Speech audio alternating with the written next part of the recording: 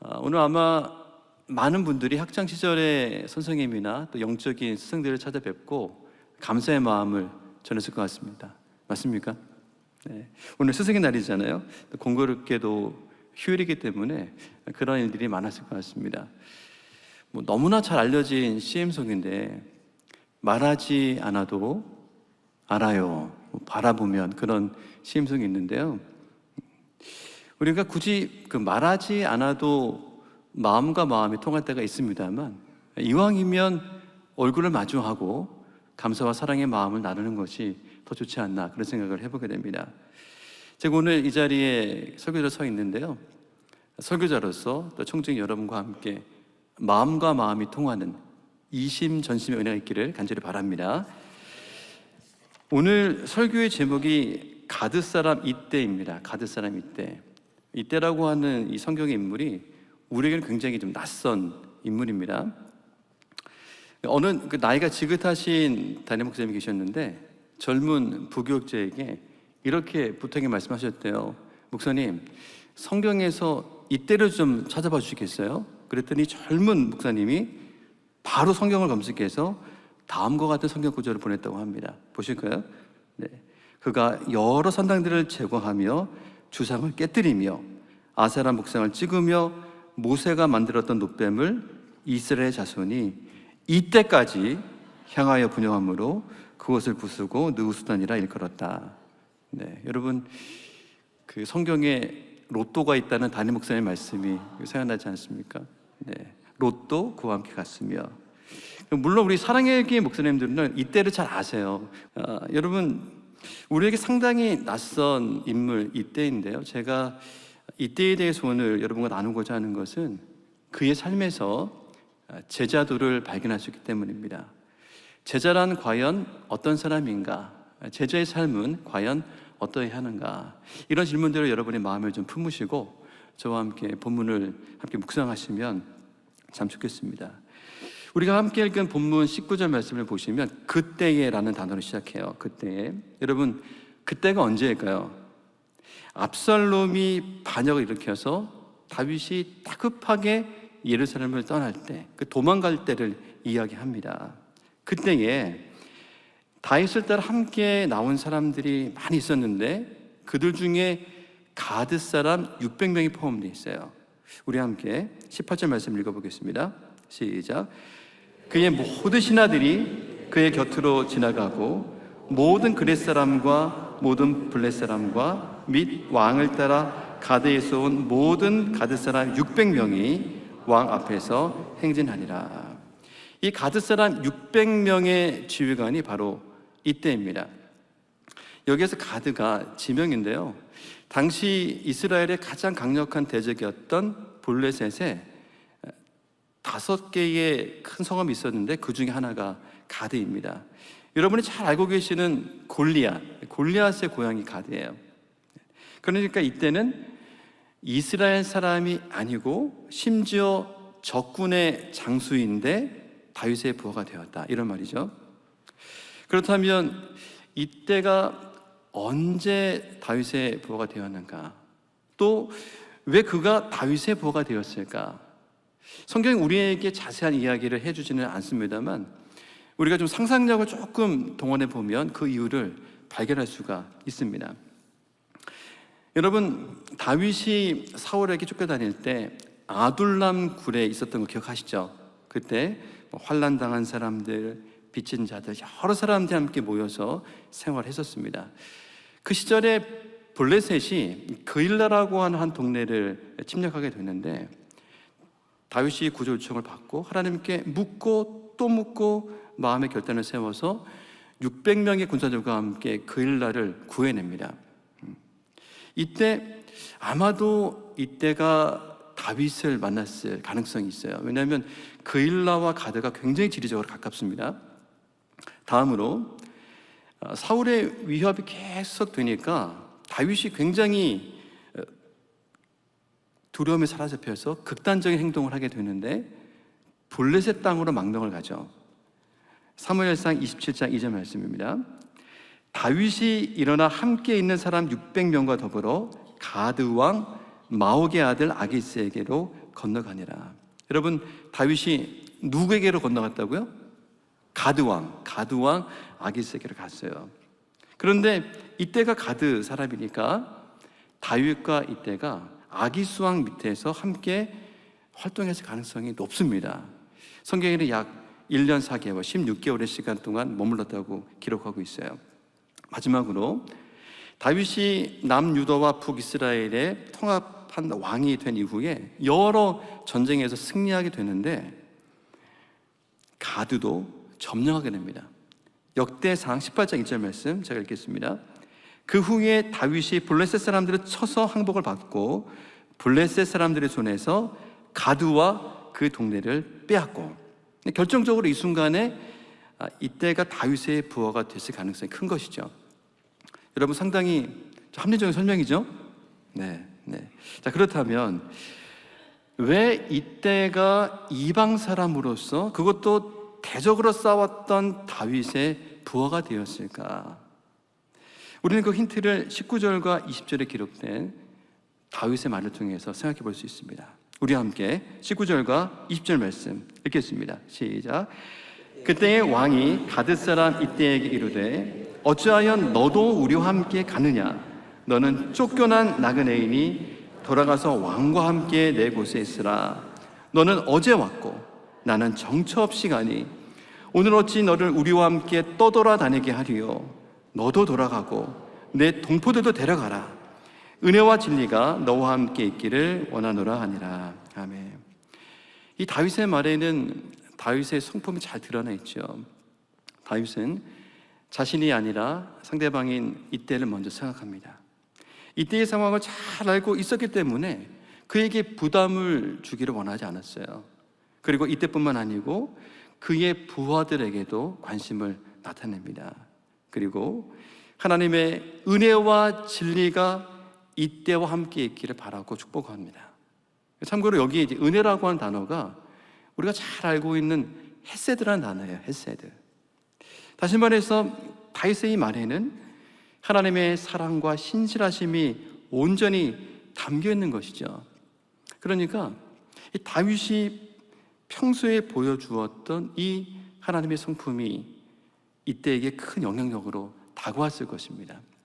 그래서 이때가 자신이 죽을 수도 있는 상황 속에서도 다윗의 부하가 되겠다고 결단한 것이죠. 여기서 우리가 발견하는 첫 번째 제자도는 제자는 또 다른 제자를 낳는다는 것입니다. 제자는 또 다른 제자를 만든다. 다시 말해서 제자는 주변의 사람들에게 선한 영향력을 발휘합니다. 그래서 그들을 예수 그리스도의 제자로 만듭니다. 여러분 동의하십니까? 네. 본문에서 참 재미있는 표현이 있어요. 다윗이 형성했던 아둘람 공동체의 사람들, 그리고 이때가 이끌었던 가드 사람들이요, 숫자가 똑같아요. 600명이에요. 마치 이때가 다윗을 닮아갔다는 것을 상징적으로 보여주는 숫자라고 생각이 들기도 합니다. 여러분, 제가 지금 사랑의 교회에서 17번째 훈련반을 맡고 있어요. 놀라지도 않으시네요. 네. 그러다 보니까 제가 지도했던 훈련생들이 순장님이 되고 그 순장님의 순원이 저희 훈련생을 오는 경우들이 종종 발생하고 있어요. 올해도 이제 2분이나 저희 반에 그렇게 오셨습니다. 작년 연말에 이런 일이 있었어요. 제가 한 남자 사역반에 이제 송년 모임에 갔는데 한 집사님이 그러시는 거예요. 목사님, 저희 순원 한 분이 사역반에 진급하셨다고. 그때 마침 이제 그 새로운 사역반, 제자반 담당 교역자들이 좀 면담이 결정됐던 때거든요. 그래서 물어봤어요. 그 순원분이 무슨 요일에 훈련을 받으시냐 그랬더니 목요일이라고 그러시더라고요. 제가 목요반이라고 그랬더니 이분이 눈빛이 흔들려요. 흔들리대. 아, 목사님 참 잘 됐네요. 제가 두 가지를 느꼈습니다. 하나는 이 집사님이 순원을 매우 불쌍하게 여긴다. 네. 저를 이렇게 만날 가능성이 높은데 좀 힘들게 훈련을 받겠구나, 이런 생각을 했던 것 같고, 두 번째는 이 훈련생의 변화를 위해서 이분이 많이 돕겠구나, 이런 생각을 하게 됐어요. 왜냐하면 그분이 먼저 사역훈련을 통해서 온전한 제자가 됐기 때문에 자기 순원도 그 길을 가기를 바라기 때문인 것이죠. 실제로 그분이 많이 변화되고 있습니다. 여러분 믿어주세요. 변화되고 있습니다. 네. 여러분, 제자훈련사에게서 유명한 슬로건이 많이 있는데 그 중에 한 가지가 뭐냐면 이것입니다. 제자 되어 제자 삼자. 따라해 보실까요? 제자 되어 제자 삼자. 그렇습니다. 네. 제자훈련사에게는 강력한 생명력이 있어요. 강력한 영향력이 있어요. 그렇기 때문에 제자훈련을 통해서 배출된 훈련생은 또 다른 사람을 제자로 삼는 것입니다. 그것이 당연한 것입니다. 그래서 칼 바르트라고 하는 신학자가 예수님의 대위임령, 너희는 가서 모든 민족을 제자로 삼아라 라고 하는 이 명령을 이렇게 해석했어요. 베드로야, 너는 가서 너를 닮은 사람을 만들어라. 여러분, 굉장히 핵심을 드리는 해석이라고 생각이 됩니다. 사랑하는 성도 여러분, 이때가 모든 상황을 뛰어넘어서 다윗의 부하가 되기로 결정한 것은 그의 삶과 성품에 드러난 영향력 때문이었습니다. 우리식으로 표현하자면 이때는 하나님의 성품을 닮은 다윗을 통해서 하나님을 닮아가는 사람으로 변화된 것이죠. 우리 모두에게도 이와 같이 제자 되어 제자 삼는, 재생산하는 역사에 동참하는 놀라운 은혜가 있기를 간절히 소망합니다. 아멘. 자, 이제 본문에 나타나는 두 번째 제자도에 대해서 살펴보겠습니다.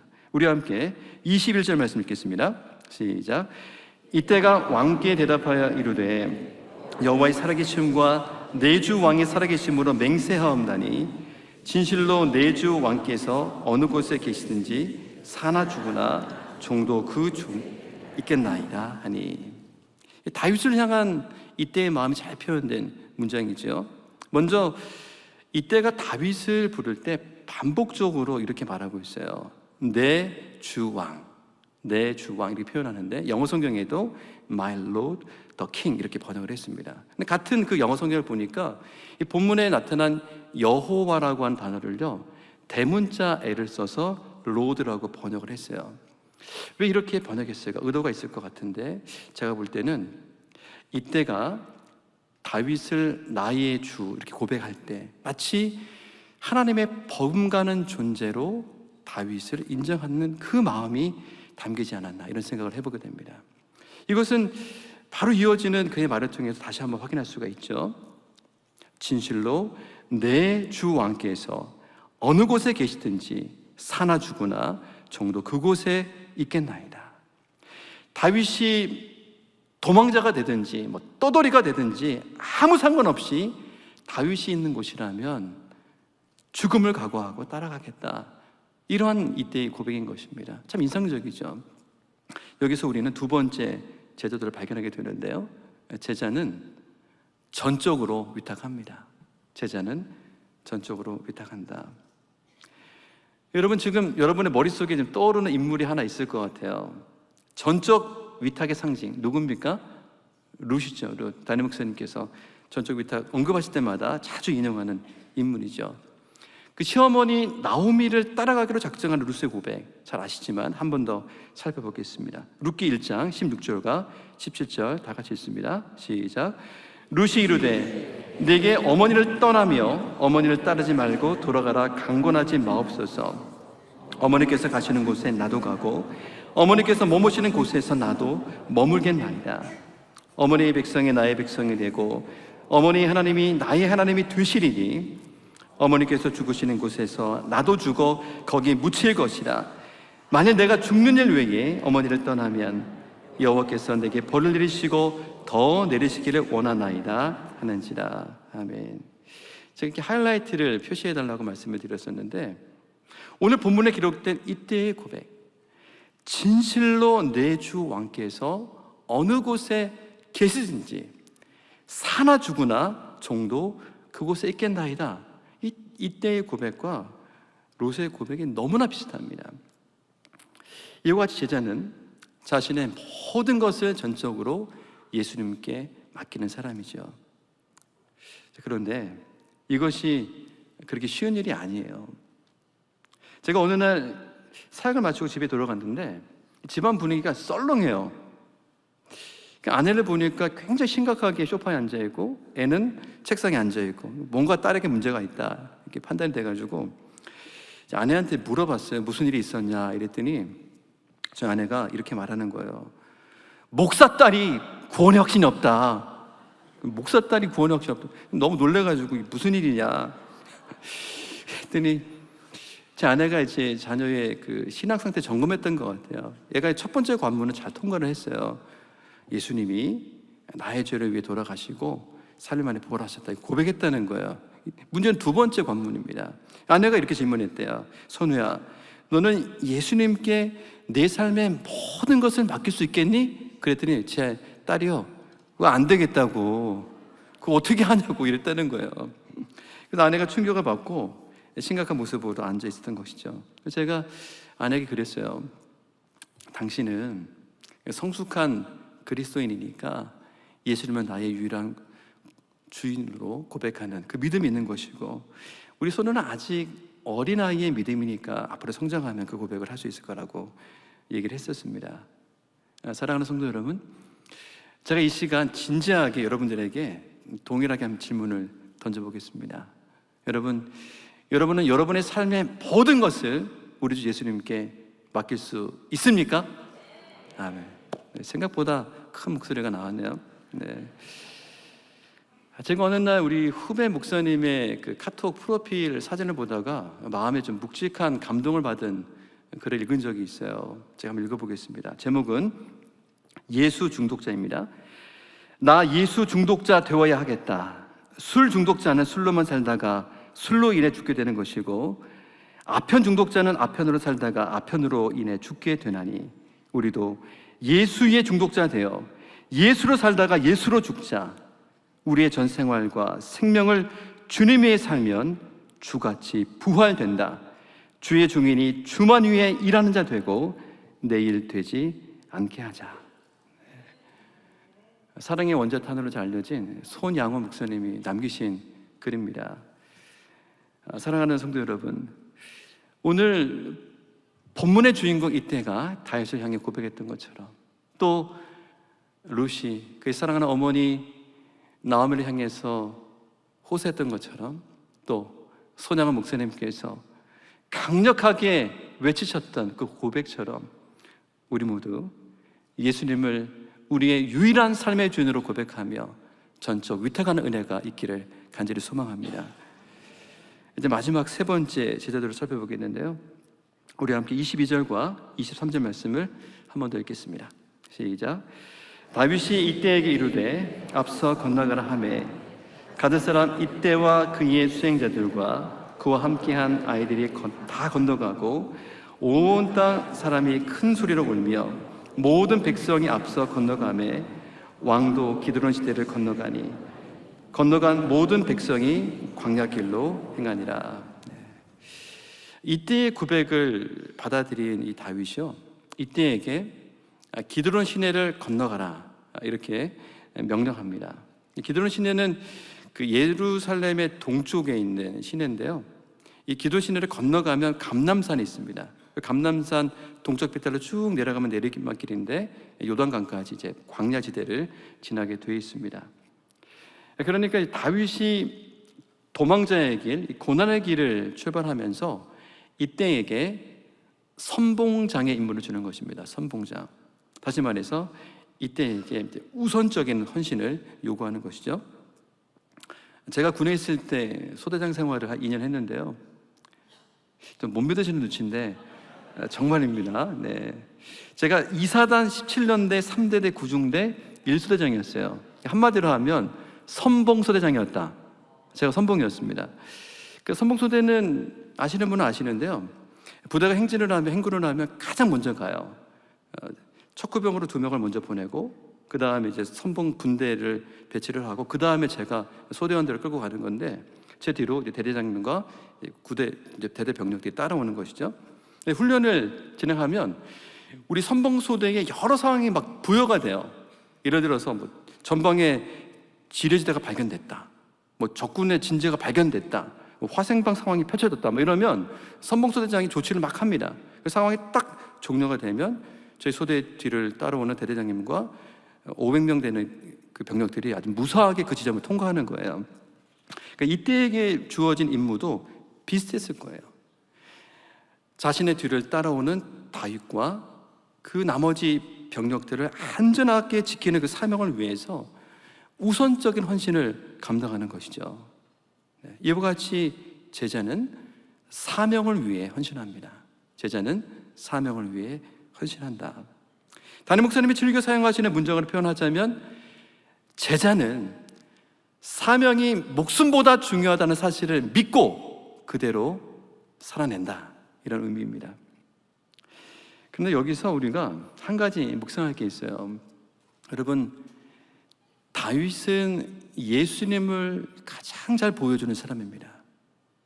오늘 다윗이 기드론 시내를 건너갔잖아요. 예수님도 기드론 시내를 건너가셨어요. 요한복음 18장 1절 말씀 함께 읽습니다. 시작. 예수께서 이 말씀을 하시고 제자들과 함께 기드론 시내를 건너편으로 나가시니 그곳에 동산이 있는데 제자들과 함께 들어가시니라. 예수님이 제자들과 함께 유월절 만찬을 하셨습니다. 그리고 그 자리에서 많은 말씀으로 교훈하셨어요. 그리고 요한복음 17장에 기록된 대제사장의 기도를 올려드렸습니다. 그리고 나서 제자들과 함께 기드론 시내를 건너서 겟세마네 동산에 가신 건데, 그 이후에 어떤 일이 벌어지죠? 가룟 유다가 기드론 시내를 건너가서 예수님을 넘겨주기 위해서 횃불과 무기를 든 사람들을 데리고 갑니다. 예수님이 붙잡히시죠. 그리고 본격적인 십자가의 고난이 시작되는 거예요. 사랑하는 성도 여러분, 이때와 유다와 이때 너무나 대비가 되죠. 이때는 다윗을 지키기 위해서 먼저 기드론 시내를 건너갔어요. 반면에 유다는 예수님을 넘겨주기 위해서 기드론 시내를 나중에 건넙니다. 여러분은 이때입니까? 아니면 유다입니까? 제가 올해 맡고 있는 사역 중에 하나가 여직장인 순장반입니다. 우리 교회에 일을 하시면서 또 다락방을 섬기시는 여직장인 순장님들이 986명이 계세요. 저희가 이제 매 학기를 시작하기 전, 그러니까 방학의 끝 무렵에 여직장인 다락방 전체 수양회를 늘 하게 되는데, 그 이유는 무엇이냐면 방학 동안에 좀 느슨해진 우리의 영적 상태를 좀 긴장감으로 새롭게 무장하고 말씀과 기도로 좀 충전하자, 이런 목적을 가지고 진행을 합니다. 올해 2월에도 2월 3일 토요일에 겨울 수양회를 진행을 했어요. 그런데 수양회를 이제 준비하면서 우리 임원들 사이에 이러저러 얘기가 오갈 때, 이번에는 좀 찬양 집회로 은혜를 받으면 좋겠다, 이런 의견들이 나왔어요. 저도 동의가 됐고 적절한 강사를 찾고 있었는데 마침 마카스 워십의 소진영 간사가 섭외가 됐어요. 너무 감사한 일이었죠. 수양회 당일날 이곳에 계셨던 여직장인 순장관의 많은 우리 순장님 순원들은 그날의 은혜와 감동을 지금도 기억하실 것입니다. 우리 사랑의 교회는 이런 분들이 너무 많아요. 우리 목회자들을 부끄럽게 하는, 정말 이때처럼 앞장서서 섬기는 분들이 너무나 많습니다. 사랑의 교회 참 좋은 교회입니다. 이것이 바로 제자훈련의 힘이고 제자훈련의 열매라고 확신합니다. 그렇다면 이제 2033-50 비전 앞에서 사명의 자리를 누가 헌신하며 지켜야 합니까? 저와 여러분이 이때처럼 기드론 시내를 앞서 건널 헌신으로 섬겨야 될 줄로 믿습니다. 오늘 제가 본문의 말씀에서 세 가지 제자도에 대해 말씀을 드렸어요. 다시 한번 정리해 볼까요? 자막을 보시기 바랍니다. 첫 번째, 제자는 또 다른 제자를 만든다. 두 번째, 제자는 전적으로 위탁한다. 세 번째, 제자는 사명을 위해 헌신한다. 아멘. 우리가 이미 잘 알고 있는 바와 같이 우리가 훈련을 받아서 제자가 되는 것이 아니라 우리는 이미 제자이기 때문에 훈련을 받는 것입니다. 예수님의 제자로서 더욱 변화와 성숙을 추구함으로써 또 다른 제자를 만들고 전적으로 위탁하며 사명으로 헌신하는 우리 모두가 되기를 간절히 소망합니다. 아멘. 잠시 기도하겠습니다. 참 좋으신 아버지 하나님, 오늘 말씀의 주인공 이때를 통하여 제자는 어떤 사람이며 어떤 삶을 살아야 하는지 깨닫게 하시니 참 감사합니다. 우리는 이미 예수님의 제자이므로 우리의 인격과 삶을 통해 또 다른 사람을 제자 삼게 하여 주옵소서. 예수님을 나의 주인으로 고백하며 내보던 것을 전적으로 맡기는 믿음을 주옵소서. 무엇보다도 사명이 목숨보다 중요하다는 사실을 기억하며 사명을 위해 헌신하는 우리 모두가 되게 하여 주옵소서. 우리 주 예수 그리스도의 이름으로 기도하옵나이다. 아멘.